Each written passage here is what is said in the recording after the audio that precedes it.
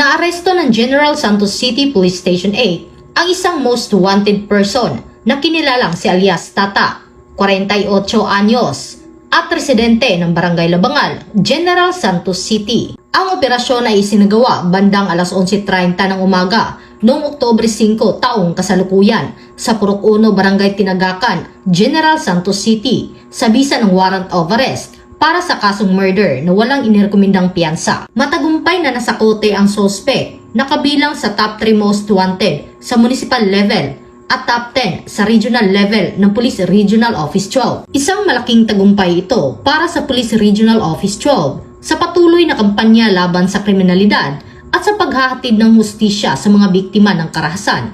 Sa tulong ng mahigpit na ugnayan at dedikasyon ng bawat unit, muli nating pinatunayan na walang nakapagtatago sa batas. Mula dito sa General Santos City, ako ang inyong PNN correspondent, Patrolwoman Resalie Umalay, alagad ng batas, tagataguyod ng Balitang Pulis.